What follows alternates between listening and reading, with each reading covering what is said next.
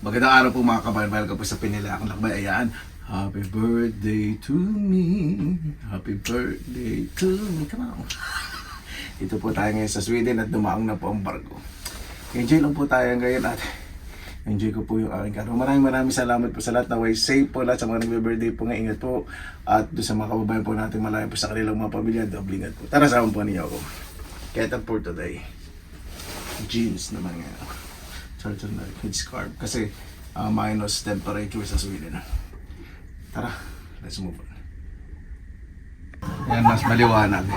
Mas kita ang bangis. Tara na, sabi mo masakot. Ayan. Papalabas na po ang lahat at excited na rin pong lumabas. Napakarami pong tao ngayon dito. Nasa shell po, no? Di po ako yung background. Noong nagtatrabaho po ako sa passenger ship sa Pilipinas po. Isip ko, kailan kayo kaya may enjoy naman yung pamamasyal, matulog sa cabin, pagkain. Ano yan nangyari? Ay, nako.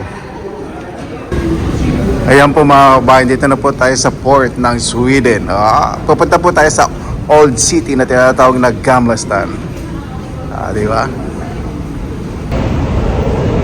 Medyo malamig nga, minus temperature. Siguro minus 0 degrees o minus 1. Mga ganun po ang temperature. Nararamdaman po ng ano eh. Malasat lang balat eh. Ayan na. Konting-konting na lang.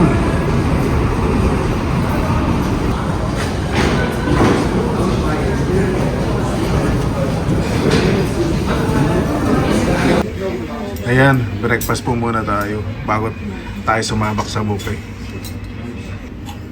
Ayan, French toast po with 2 fried eggs on top. Presyo po nito pang kumang isang linggo.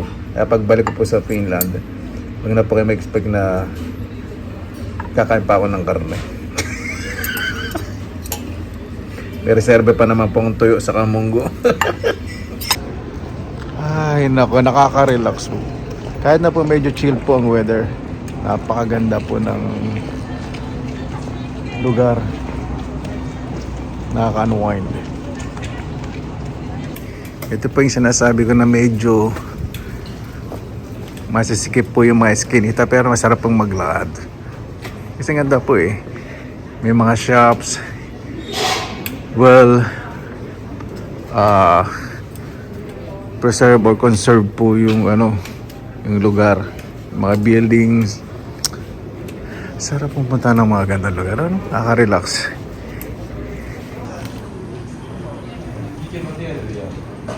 Ayan, dito na po tayo sa souvenir places. Tourist place. Parami na po ang tao kasi start na po magbukas po yung mga shops ng 12 noon. Diba? Pasok po muna tayo sa souvenir shop. Siyempre, ano ba yung number 1 na binibili po kapag pumunta sa iba't ibang lugar? Ref magnet, Garrett o kaya keychain. Dito po sa Gamla Stan, ito po yung main shopping place kaya napakaganda. Naparaming tao. Sobrang linis, sobrang organized. Wow, bagay na bagay sa mga pasosyal, nagmamayaman, feeling mayaman. Bagay na bagay. Yung mga masasarap pagtatadya, kasi bagay sa kanila. Ganda ng weather kasi walang snow. Dito sa south talaga. Ay nako, napakasarap po mamasyal eh. Imagine, month of February dahil po maraming snow. Iba na po talaga panahon po ngayon. Medyo plus temperature ngayon. Ang daming souvenir shops, ang daming coffee shops. Ang daming pagpipilian. Nakakatawa talaga. Natutuwa lang ako sa mga nakikita ko. Pero yung bulsa ko hindi natutuwa. Grabe po, no? Social ko, no? Punta po tayo sa casa ko. Napakasarap maglakad sa ganito. Di ba? Kung mayroon sa Pilipinas, di ba, na parang ganito. Para po sa akin, medyo similar po siya sa mahirap magbanggit ng place. Pero siguro meron tayong mga small town ganto. Tapos hindi naman daanan ng mga malalaking sasakyan. Napakaganda po sa mga turismo. Basta panatilihin po yung malinis na lugar. Iba po talaga nagagawa ng malinis na lugar, ano? Ay, disiplina. Saka hindi po maingay. Walang nagsisigawan. Ayan yung mga gantong anik-anik ang hinahanap ko. Mahilig po sa mga ganyan eh. Maganda po sana. Yan lang yung presyo.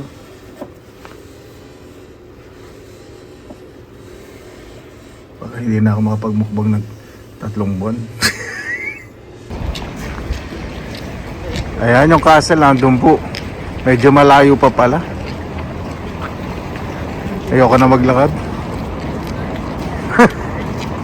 Layo. Pumasok po sa shop na to kasi nakita ko po itong figurine na couple. O, di ba? Kakaiba.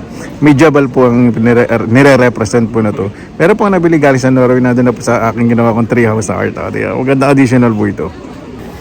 Ayan, tingnan naman po natin yung church po dito. Medyo stiff, paakyat. Marami pong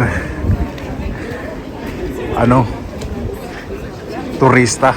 Ayun yung church. Ayan. Po natin. Parami na po ng parami ang tao, lalo na po mamaya. Nagugutom na naman ako. Malakas po makaguto pag maglakad, saka medyo chill ang weather. Tapos yung mga historical na old buildings katabi ng church. Ang dami. Halos naman yata ng mga buildings dito historical. Sarado yung church. So hanggang dito lang po tayo. Yan, hanggang dito lang po tayo. Balik na po tayo sa Old Town. Yan po, dito po tayo sa The Royal Palace. After po ng church.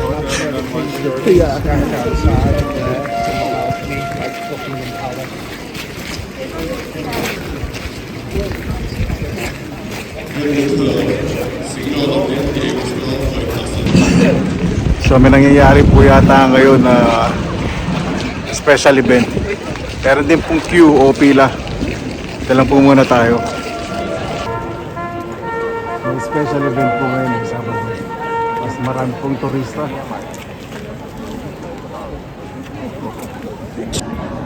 Yung pinantahan po natin sa souvenir shops na mga kulay na building yan. Ito po yung naging inspiration. Ganda po, ano? Kapag may maingay po dito, yung mga locals tumitingin ka, nahiya ibang mga turista. Siyempre, hindi ako magpapahuli. Halos lahat kumukuha ng video dito. Ayan po kasi isa sa mga symbolizes itong Gamlestan Old Town. Ito pong colorful na mga buildings sa likod ko. Di ba? Relax po, no? Ay, salamat po sa Panginoon. Naranasan ko po yung araw ng birthday ko po na ganito. Ibang kultura. At nakikita po yung disiplina at saya. Ayan, balik po tayo sa... Ganda naman ito. May kuweba sa ilalim. Bar. May baba po tayo. Marami pong slopes po dito. Ibig sabihin yung matarik na daan na pababa, pataas. Kaya sarap pong maglakad. Saka yung bricks, hindi po madulas. Ay, nako. Ito, makapag-coffee shop. Makapag-kape po muna. Yan po natin. Kape po muna tayo. Hindi na po pumasok sa coffee shop kasi ang lakas po ng ang lakas po ng amoy ng herb. Baka mapit sa damit Kaya pagpasok sa barko baka mag-amoy kung hardin. Hindi yung herb po nakakaiba Hanap po tayo ng coffee shop. Yung mga nadadaanan po mga puno na.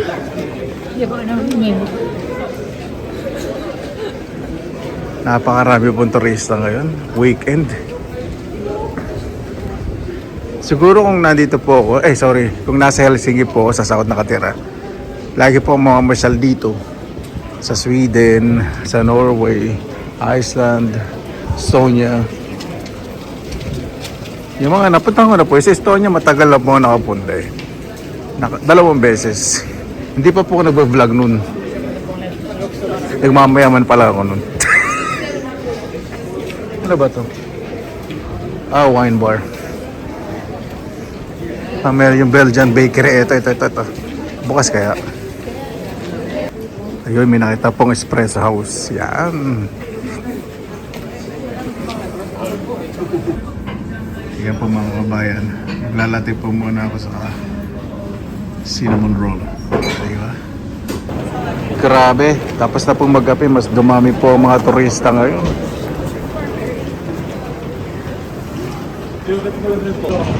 Ayan, mamula-mula na po ang kutis ko. Ganyan po talaga. Pag nalalamigan at nakakainom ng yaman-yamanin na kape, tara na po, punta na po tayo sa barko para makapagkapunan. Salamat, Kamlastan, Sweden. Next time uli. Baka po sa susunod makasama ko po yung pinsan ko na nasa South minsan. Pero hindi ko po alam kailan yun. Bisitahin ko rin po yun. Yan. Sakay po ulit tayo dito sa metro. Medyo malamig na. Siguro -1 or -2. Yung metro po dito parang LRT saka MRT din sa Pilipinas. Ito matayo din. Local metro. Ayan. Balik na po ulit tayo sa barko. Napakaganda naman. Mas maaga po pagbalik. Ano po dapat before 4 PM. Mga mag-alas 3 pa lang. Gusto ko po munang magpahinga. Saka tingnan ko po yung mga ibang nagmamayaman kung baka natatalbogan na yung pagkabog natin, di ba? Yan, dito na po tayo sa barko. Napakaganda talaga. Napakasosyal. Talagang luxury. Yayamanin. Yan, papahinga po muna artista. At hintayin po sa paglamon sa hapunan. Buffet po uli. Tingnan po natin. Ano kaya pag sana iba naman. Ayan po is snacks ko ulit. Fruits. Sa gilid ng dalampasig yan. Ayan, after ng fruits, mag-cha-cha po muna tayo. Medyo i-cleanse natin yung katawan ko bago po tayo mag-buffet mamaya.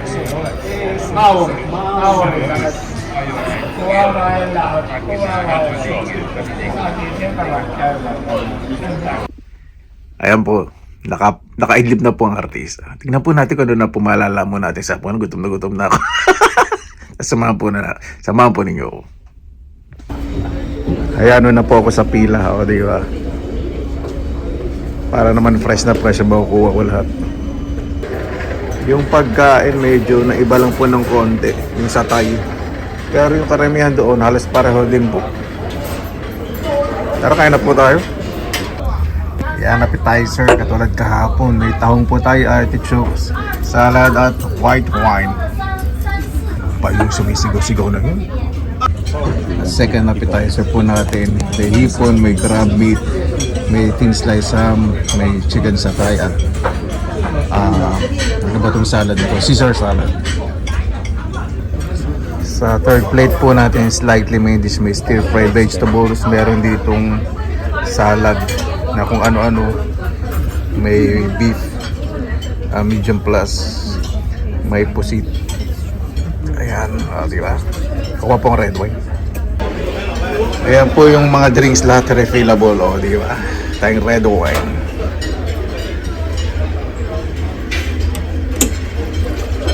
Sasya. Okay na kalahati, hindi po magpapakalasing. At ang last plate po natin ay fruits. May konting coleslaw at some vegetables, di ba? Ayan po mga kabayan. Busog na po ako. Mag-edit lang po ang video at hintayin nyo naman po bukas ang bagong sorpresa sa lugar na ating pupuntahan. Napakasarap po ng araw ko po ngayon dahil February 8 ang birthday ko. na-spend ko naman po ng may salamat po sa Panginoon. Naway safe din po kayong lahat. Maraming salamat po sa inyong oras na inilaan sa Pinila ang Lakbay. Basta lagi po tayong positive vibes, good vibes. God bless, ingat po lagi. Magandang araw. Laban lang. See you po tomorrow. Ayan.